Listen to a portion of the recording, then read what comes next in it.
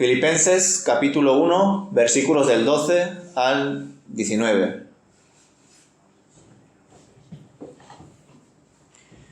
Dice así: Además, mis amados hermanos, quiero que sepan que todo lo que me ha sucedido en este lugar ha servido para difundir la buena noticia. Pues cada persona de aquí, incluida toda la guardia del palacio, sabe que estoy encadenado por causa de Cristo. Y dado que estoy preso, la mayoría de los creyentes de este lugar han aumentado su confianza y anuncian con valentía el mensaje de Dios sin temor. Es cierto que algunos predican acerca de Cristo por celos y rivalidad, pero otros lo hacen con intenciones puras.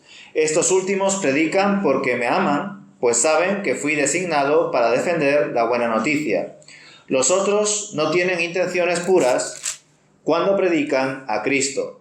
Lo hacen con ambición egoísta, no con sinceridad, sino con el propósito de que las cadenas me resulten más dolorosas.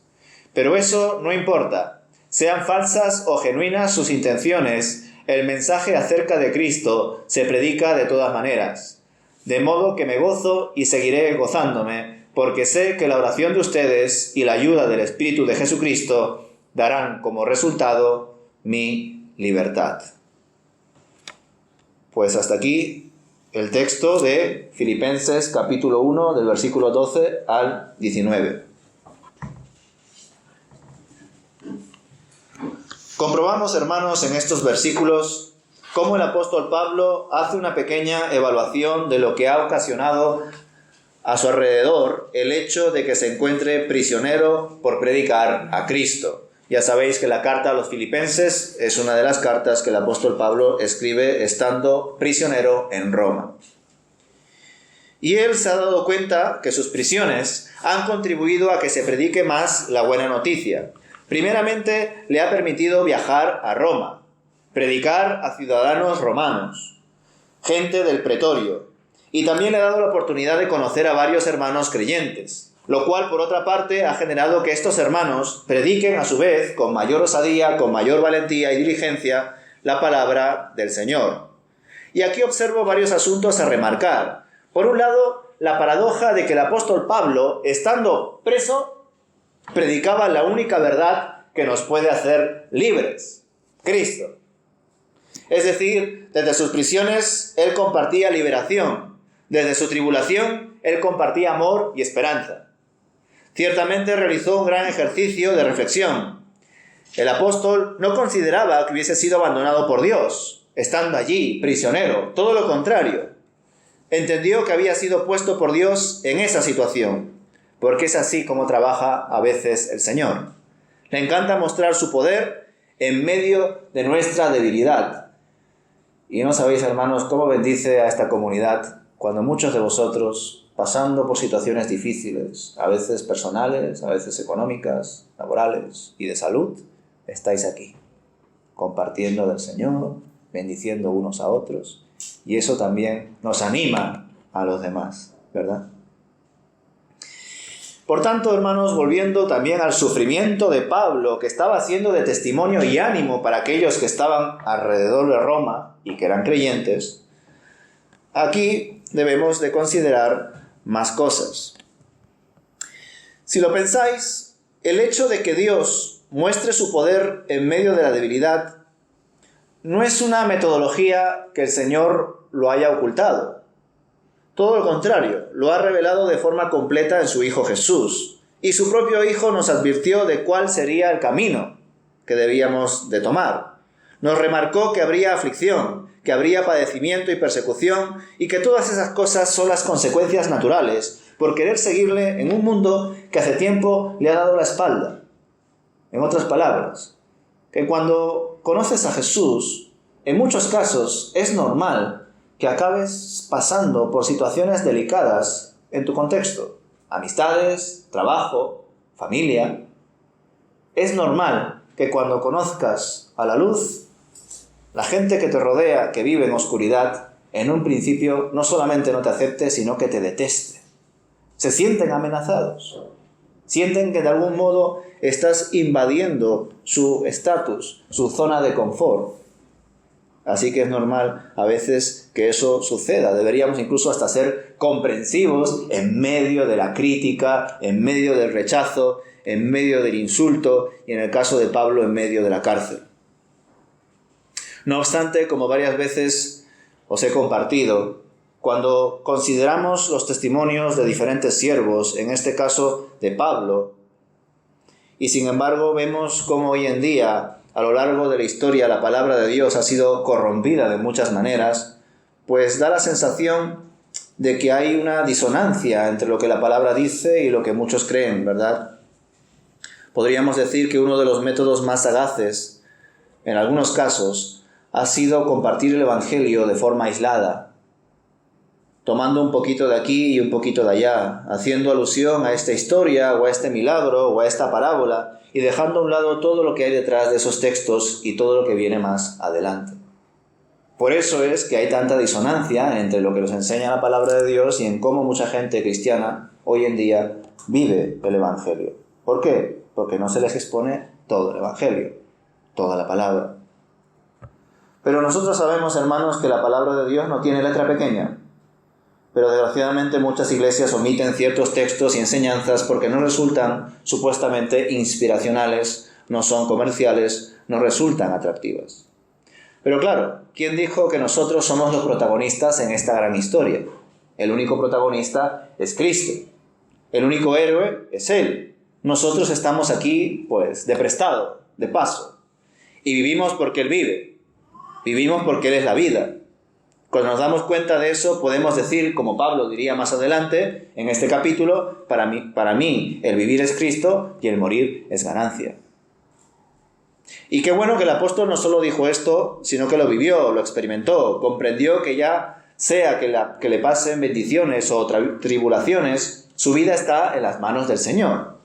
Dios nunca le ha abandonado, aún en la cárcel, aún apedreado, aún tirado en la calle, aún con hambre y sed, Dios estaba con él.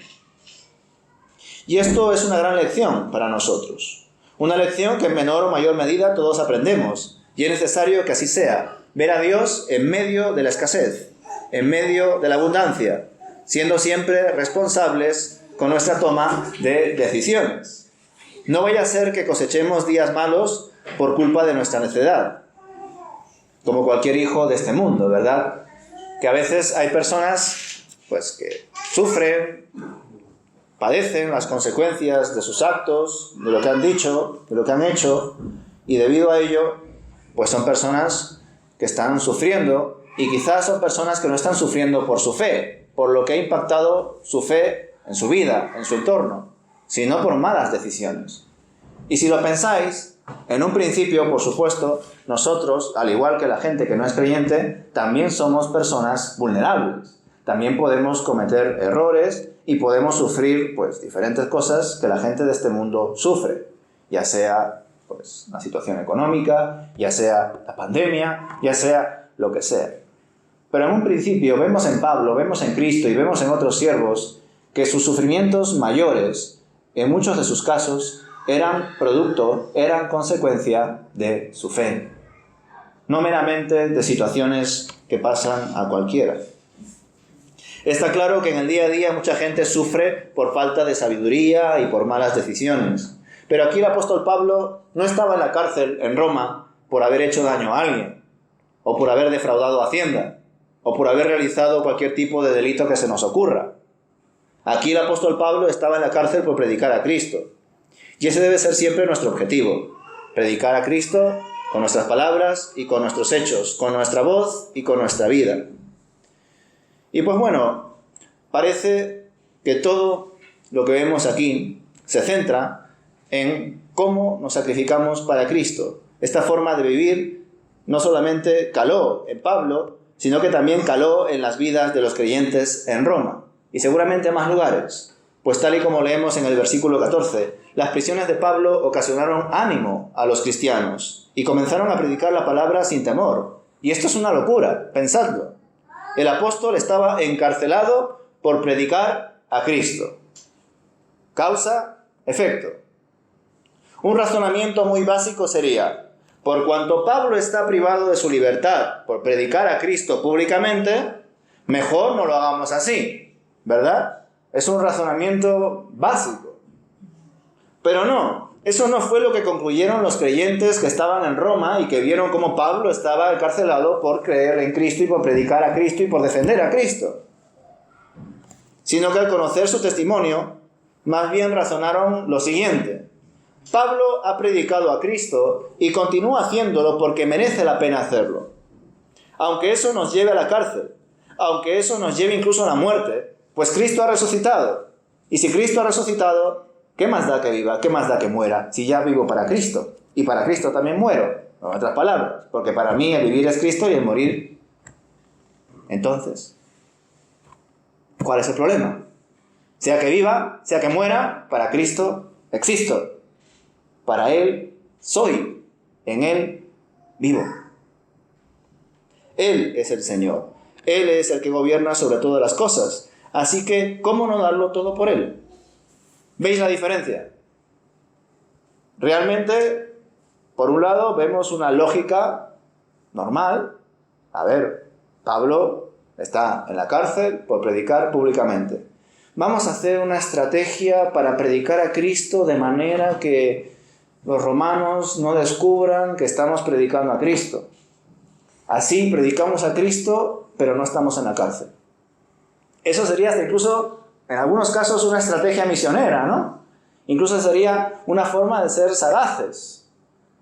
Pero sin embargo, los creyentes romanos no solamente no se escondieron debajo de la mesa, no solamente dijeron, hagamos una convención y vamos a hacer una estrategia de cómo predicar a Cristo sin que nos metan en la cárcel. No. Entendieron que aunque Pablo estuviese en la cárcel por defender y exponer a Cristo, ellos también debían hacer lo mismo. Porque ya no estaban pensando en su libertad, sino que estaban pensando en la libertad en mayúsculas que Cristo ofrece a todo aquel que cree en Él. Y eso tiene más validez que estar un tiempo en la cárcel. Eso tiene más validez que ser asesinado por mi fe. Si muriendo en un momento en el que comparto de Dios, consigo que muchas personas obtengan la vida eterna, pues qué mejor muerte que esa, ¿verdad? ¿Qué preferís, no? Morir quizá de otras formas más naturales, más normales, o que vuestra muerte, siempre y cuando sea la voluntad de Dios, no vamos a ser kamikazes, Dios la puede usar para que otros le conozcan, como lo ha hecho con Esteban, como lo ha hecho con Pablo, como lo ha hecho con muchos otros. Pues la gloria es de Dios, la vida es de Dios, para Él vivo, ya no vivo yo, vive Él en mí. Entonces, ¿por qué voy a presentar alguna objeción a la voluntad de Dios si su plan es perfecto? Fijaos la madurez, el testimonio que estaba dando Pablo estando preso. Y eso también debe ser de gran reflexión y admiración para nosotros en cuanto a lo que Dios hace en él, ¿verdad?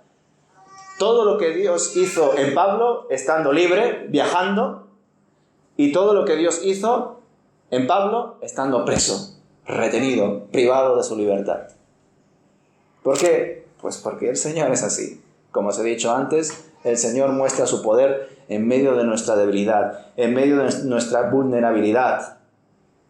Por eso es que cuando nosotros nos vamos conociendo, vamos viendo nuestras inquietudes, nuestras necesidades, nuestras presiones. Yo creo que en esos momentos, no solamente, pues por supuesto, comenzamos a tener empatía, a entristecernos o a veces alegrarnos con el hermano, a orar por él, sino que también comenzamos a admirar y a dar gracias a Dios por todo lo que hace en esa persona, que pese a todo lo que está pasando, está aquí. Que por todo lo que está viviendo, está bendiciéndonos. Porque lo natural es que si a alguno le va mal, pues vaya por ahí maldiciendo, ¿verdad? Vaya pues amargado. Y por supuesto que los creyentes también nos podemos amargar en algunos momentos puntuales. Podemos incluso sentir que quizá Dios no nos está escuchando o incluso que nos ha abandonado. Y qué bueno saber que Dios conoce esa intimidad de nuestro corazón y aún así nos ama. Pero en general, pues volvemos a retomar fuerzas y salimos en adelante. Así que en el caso de Pablo, pues Pablo, haciendo reflexión, veía que ya sea que estando libre o estando preso, para el Señor servía. Y ya no solamente eso, sino que esa locura por el Evangelio estaba llegando a otros. Los cristianos en Roma estaban compartiendo a otros, pese a quizá sufrir pues persecución y encarcelamiento. Desde luego esto es locura para la gente de este mundo, pues la gente de este mundo vive muchas veces de espalda a la realidad, ¿verdad? Se autoengañan, viven como si no existiera la posibilidad de que vayan a morir, viven como si no tuvieran que dar cuentas a Dios, viven inmersos en su completa necedad y por ello evitan cualquier tipo de sufrimiento y conflicto. Sin embargo, el creyente, el que va creciendo en la fe del Señor, no es así. Por supuesto, el cristiano no es un masoca, no busca tampoco la polémica ni mucho menos la fama o el dinero. Simplemente se centra en que hay que compartir más de Cristo en su vida. Aunque eso le conlleve a cortar relaciones con ciertas personas, en algunos casos amigos, en algunos casos familiares. Aunque eso le conlleve a pasar por situaciones difíciles y conflictivas. Aunque eso le lleve a perder su propia vida o tiempo con los suyos. Pues así lo hicieron los discípulos de Jesús. Muchos dejaron su trabajo, sus vidas, por seguir a Cristo. Así que al ver estos testimonios, pues nos damos cuenta de que no hay otra opción. Con Cristo no hay otra opción. O le sigues o no le sigues. No existe, Señor, te sigo, pero a media jornada. A jornada parcial, Señor. Este día, pero este otro día no. Cuando fallezca un ser querido, voy a la iglesia. Si eres católico, voy a misa. Pero el resto del tiempo no. Eso no existe con Dios. O crees en Él o no crees en Él. O estás en Él o estás fuera de Él. No hay más. O estás con Él de forma completa o ni siquiera lo intentes.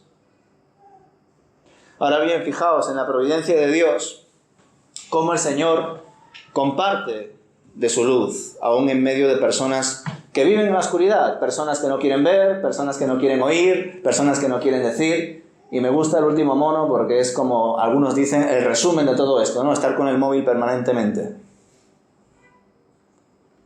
Fijaos cómo Dios, en medio de toda esta situación, que hoy en día también, desgraciadamente, nos envuelve, ¿verdad? Nuestro contexto es similar.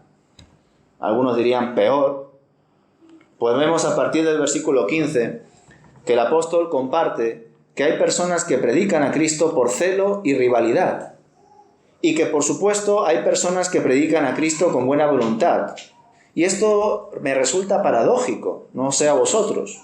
Incluso podríamos decir controversial este versículo 15, que es más bien una descripción de Pablo. Tal y como se expresa, da la sensación de que las personas que predican a Cristo por celo y rivalidad, pues no son personas cristianas, ¿verdad? O quizá un cristiano puede predicar de Cristo por celo y rivalidad. ¿Puede una persona cristiana predicar sabiendo que al hacerlo está haciendo daño? Pues no sé, Dios sabrá. O quizás sí. Y si no lo son, si esas personas que pueden predicar de Cristo con celo y rivalidad, como dice el texto, son personas que de verdad pueden ser de bendición con esa exposición, ¿hasta qué punto eso es posible? Es evidente que aquellos que predicaban a Cristo con un corazón convertido lo hacían con convicción, con relación con Dios. Y además, en este caso, como un gesto de apoyo y solidaridad para con Pablo. Pablo, te apoyamos. Nosotros también vamos a predicar a Cristo y si mañana somos tus compañeros de cárcel, no pasa nada. Estamos contigo. No obstante, había personas en Roma que hablaban de Cristo públicamente con el fin de añadir aflicción a Pablo. Eso es lo que dice aquí el apóstol. Es decir, que predicaban del Señor quizá de forma irónica, no lo sé, quizá de forma burlesca, como diciendo medias verdades. No sé exactamente cómo enseñarían estos sujetos que decían de Cristo, pues a saber, pero con celos y rivalidad. Quizá dirían algo así como, sí, Cristo ha resucitado, Cristo es Dios, y Pablo su siervo está encarcelado, oremos por él para que Cristo lo saque. Como burlándose. Sí, oremos por él, a ver si así sale de la prisión. No sé cómo exactamente predicarían estas personas con celos y rivalidad sobre Cristo. Pero lo que sí sé es que el apóstol Pablo dice, aún así, Cristo es predicado. Y me llama mucho la atención. Recordad que estamos hablando de uno de los mayores predicadores de la historia del cristianismo. Y él, de algún modo, está dando legitimidad a esto. Es decir, está diciendo que pese a esas malas intenciones, esas malas formas, Cristo es predicado. Es decir, para Pablo no le supone una preocupación que estas personas prediquen a Cristo de esa manera. Todo lo contrario. Parece que Pablo ha madurado tanto a lo largo de sus años en el Señor que ha comprendido que el Señor puede hacer lo imposible, que puede llegar a los corazones de muchas personas aún usando a personas que no son sus hijos y que no tienen temor de Él. Y esto también forma parte de la providencia de Dios. A veces me pregunto si quizá a través de ciertas conversaciones con algunas personas que no eran cristianas, he podido, por la gracia de Dios, acercarme a Cristo. Porque yo lo compartí. A mí, pues desgraciadamente, ninguna persona me predicó de Cristo. A mí me hablaron de tradiciones, teorías. Yo iba a colegios católicos, pero a mí no me enseñaban de Cristo. Me hablaban, pues, de ritos, costumbres, ideas, tradiciones, que ni ellos mismos entendían. Las practicaban, pero no las entendían.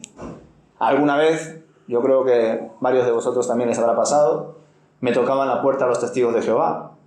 Y yo discutía con ellos no desde la fe, porque yo no era cristiano, sino pues desde el ateísmo. Algunos me dejaban en paz, otros venían otro día para el segundo round. Pues a veces me pregunto, leyendo estos textos, si quizá a través de estos ritos y costumbres católicas, quizá a través de estas conversaciones con testigos de Jehová, quizá de algún modo esto pudo hacerme ver en su tiempo quién es Cristo. No porque ellos supiesen verdaderamente quién es Cristo, no lo saben. Unos dan más veneración a la Virgen que a Cristo, otros piensan que Cristo no es Dios sino un Dios menor y tergiversan algunos versículos, estoy hablando de los testigos de Jehová. Pero aunque muchas cosas las entienden mal, en medio de todo, pues en algunos momentos están hablando de Cristo, ¿verdad? Y me pregunto si Dios puede obrar a través de personas que predican de una manera un tanto distinta quién es Cristo. Pero bueno, es cierto que, por otro lado, como cristianos evangélicos, tenemos la convicción de que la palabra de Dios tiene poder, ¿verdad? Creemos que la palabra, con tan solo leerla, compartirla, proclamarla, puede obrar a través de las personas porque el Señor así lo quiere. Y por tanto, aunque a veces existan personas que compartan la Biblia sin entenderla, incluso de forma desinteresada o meramente tradicional, la palabra de Dios puede llegar a las personas que el Señor considere.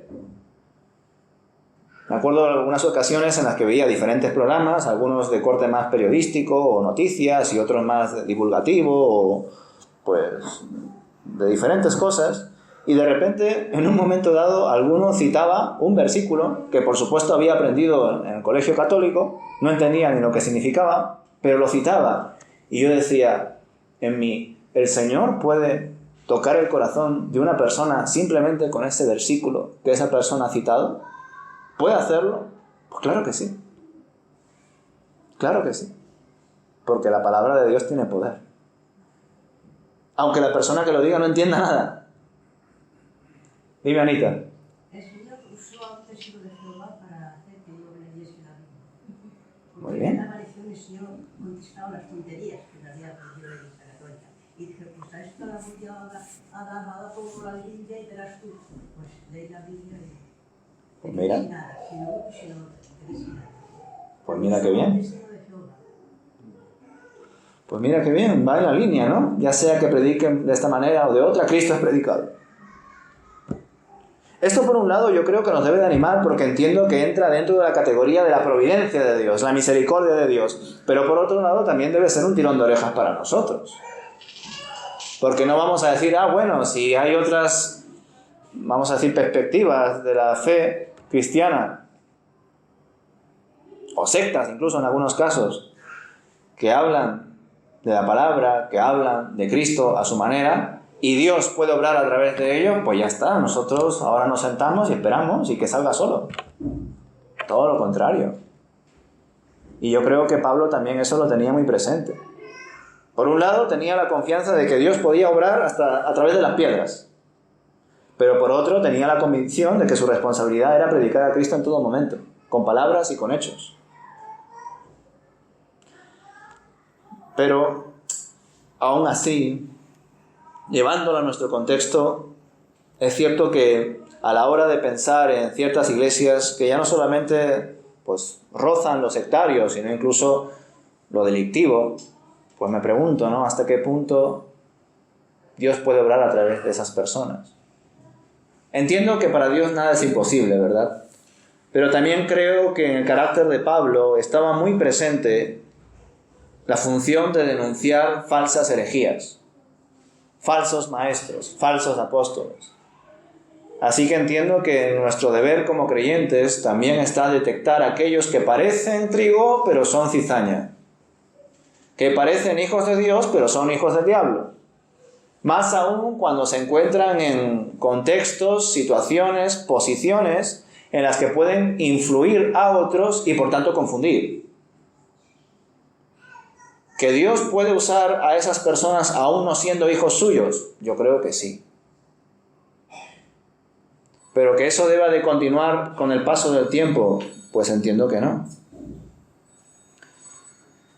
Dios mismo sabe cuántos predicadores, hermanos, ahora mismo están compartiendo su palabra con buenas intenciones o con malas. Quienes están mostrando ahora mismo en un culto dominical su revelación tal y como es, y quienes la están tergiversando o manipulando con el fin de sacar algún beneficio personal. Dios lo sabe todo, hermanos.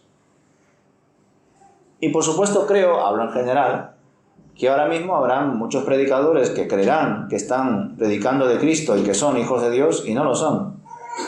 Pero aún así, Dios puede ser de bendición a través de esas personas. Dios puede usar a un hijo que no es creyente para hacer que otras personas sean creyentes. O al menos, como ha compartido Anita, se acerquen a la fe. Busquen de Dios. Y quizá también ese fue mi caso. ¡Gloria a Dios! Así que podría decir, y también ya concluir, hermanos, que en estos versículos vemos un elemento muy importante que el Señor hizo a través de Pablo en Roma. Escuchad. El Señor convirtió a su Hijo en un tema de actualidad. Y no en un tema, en el tema. ¿Qué quiero decir con esto? Que en Roma, antes de que Pablo llegase, poco o nada se conocería seguramente acerca de Cristo.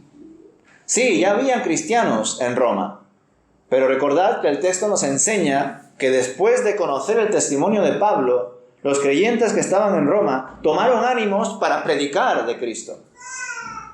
Así que habrían cristianos que quizá por temor, quizá por inmadurez espiritual, por lo que sea, pues estaban ahí comedidos, con prudencia. Pero sin embargo, al ver cómo Dios muestra su poder a través de una persona como Pablo, que pasó de ser perseguidor a perseguido, que pasó de ser una persona orgullosa a una persona que se humillaba a Cristo, a una persona muy docta que llegó a decir todo eso para mí es estiércol, según el texto, aunque comúnmente se traduce como basura, pero la palabra en griego es estiércol. Pues claro, la gente pensó, la gente vio cómo oraba el Señor, incluso comprendió cómo funciona la vida de verdad. Por supuesto, hermanos, el hecho de que Dios provea su verdad y su salvación, incluso a través de personas que no forman parte de su familia, no significa que nos debamos de confiar o relajar, pienso yo. Todo lo contrario, nos debe hacer ver de qué maneras puede actuar el Señor. Y que no estamos solos en esta misión. Evidentemente, todo hijo de Dios tiene el deber de predicar a Cristo y de hacerlo con excelencia, con diligencia, con sabiduría. Pero qué bueno saber que uno de los efectos secundarios de compartir a Cristo es que más personas hablen de Él. Parece una gran inversión, ¿no? Exponencial. Apuesto por uno, Él apuesta por otro y seguimos aquí, creciendo, creciendo, creciendo, creciendo. No es uno que se levanta entre muchos y por la gracia de Dios un día predica y se convierte en 100, sino que es uno que predica a otro, ese predica a otro, el primero sigue predicando a otro y así, de forma exponencial. Si hacéis una hoja de Excel, veréis que el crecimiento por discipulado, a diferencia del crecimiento por evangelización, no solamente acaba siendo mucho más grande, sino que acaba siendo mucho más profundo. Las raíces son mucho más profundas. Se asienta. No es la punta del iceberg, es el todo. Empiezas a creer y a profundizar más y más en Dios. Así que, a la hora de entender que existen estos efectos secundarios de compartir a Cristo para que más personas hablen de Él, aunque quizá en algunos casos sea para burlarse de Él o de nosotros, aún así contribuimos a que Cristo se vuelva noticia, se vuelva tema de actualidad. Y quizá hoy en día en nuestra sociedad Cristo no es tema de actualidad, ¿verdad? En todo caso, lo que suele ser tema de actualidad solamente en Semana Santa, ¿qué es? Las procesiones. Pero Cristo como tal no es actualidad. Y quizá no solamente nos está generando ese clima de entender que Jesús está presente hoy y hasta el fin, sino que eso nos muestra que también aquellos que deben de predicar a Cristo con sabiduría, con buena intención, con diligencia, quizá tampoco están realizando su deber. Y eso debe de ser de reflexión para nosotros. Por otro lado, cómo no orar por aquellas iglesias o lugares de culto donde trabajan falsos predicadores, pastores y maestros, para que ojalá esas personas y las personas de esas congregaciones conozcan más de la palabra de Dios de verdad, tal y como es, sin filtros, sin manipulaciones. Por la gracia de Dios, en iglesias, o mejor dicho, sectas, puede existir personas que son sus hijos y que por eso mismo acaban tarde o temprano saliendo de allí por la gracia de Dios. Pero como digo, no debemos confiar solamente en lo que Dios opera de forma directa, que por supuesto que lo hace, sino que también debemos de entender que en verdad la voluntad de Dios, lo que el Señor quiere es trabajar a través de nosotros, obrar a través de nosotros. Es decir, ya no solamente darnos una nueva vida, sino darnos un sentido de la vida, que es vivir para Él. Y que eso a su vez produce más vida. Es una gran inversión. Es un gran efecto, el efecto de Dios. Crear vida y vida en abundancia. Crear paz y paz para todos. Dar amor y perdón y más amor y perdón para todos.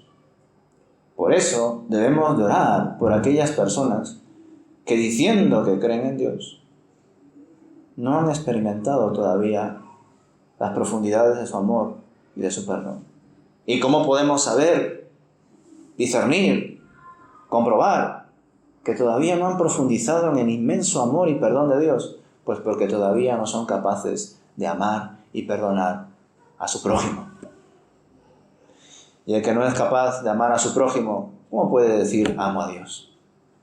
Y el que dice amo a Dios, ¿cómo puede decirlo si no ama a su prójimo? Pues en esto sabremos que somos sus discípulos, en que amamos a Dios por encima de todas las cosas y al prójimo como nosotros mismos. Pues que su amor, su perdón, su verdad, more entre nosotros. Se manifieste más y más. Crezca más en nosotros. Que cada uno sea diligente a la hora de profundizar en el amor, la paz, la fe que Dios nos da. Porque eso generará, por seguir con las formas en las que se expresa la palabra, ríos de agua viva. Producirá vida, abundancia. Imaginaos que cada uno de nosotros seamos una peña y que de ahí fluya el Espíritu para otros. Pues que el Señor haga esa obra en nosotros, hermanos, y oremos por aquellos que parece que están en el Señor, pero que no lo están, pero que nosotros queremos que estén. Porque el que ha comprendido el amor y el perdón de Dios quiere que todos reciban, disfruten ese amor y perdón de Dios. No hay cabida para el odio ni para el resentimiento en un corazón perdonado. Así que el Señor siga sanando nuestras almas, siga trabajando en nuestros corazones, porque lo necesitamos. Dios ya nos ha salvado, Dios ya nos ha restaurado, pero a la vez, como ya lo sabéis, la paradoja es así, nos está salvando y nos está restaurando. Es un presente continuo. Ya lo hizo y a la vez lo está haciendo. Así que el Señor siga haciendo su obra y démosle gracias al Señor porque nos ha hecho partícipes también de su obra redentora. Amén.